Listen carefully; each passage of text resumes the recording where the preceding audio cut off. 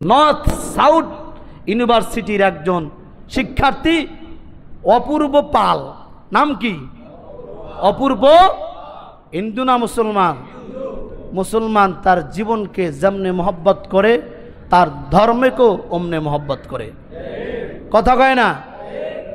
এই কুলাঙ্গার হিন্দু ছেলেটা কোরআনকে জুতা পায়ে দিয়া পায়ের নিচে লাথি মারছে, সারা পৃথিবীর মুসলমানের কলিজায় আগুন ধরিয়ে দিয়েছে। দুঃখ আর পরিতাপের বিষয় বারবার বলি, এই 90-92% মুসলমানের দেশে এরা কি করে সাহস পায় কোরআনকে অবমাননা করবে আর মুসলমানের কলিজায় রক্তকণ হবে না? এটা কখনোই মেনে নেওয়া যেতে পারে? সেই কুলাঙ্গারের শাস্তির দাবিতে বাদ জুমা সিপাহীপাড়া বিক্ষোভ সমাবেশ। একটাই দাবি, মুসলমানের দেশে মুসলমান তার ঈমান নিয়ে বাঁচবে, কোরআন নিয়ে বাঁচবে, ধর্ম নিয়ে বাঁচবে।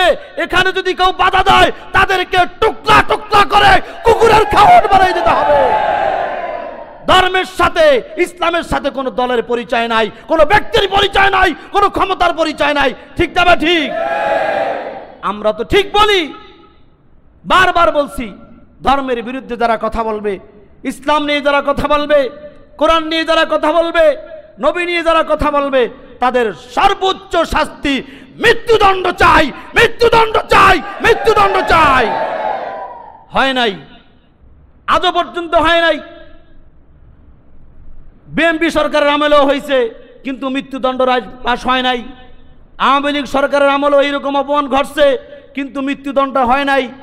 অন্তর্বর্তীকালীন সরকার ইউনূস সাহেবের আমলও ঘটতেছে, কোনো আইন পাশ হয় নাই। কিন্তু মুসলমানের খেলা কিন্তু যদি জমে যায়, ওই খেলার তামাম পৃথিবীর কোনো রাষ্ট্রের ক্ষমতা নাই। সাবধান করে বলে দিতে চাই, আমাদের কণ্ঠকে রোধ করবেন।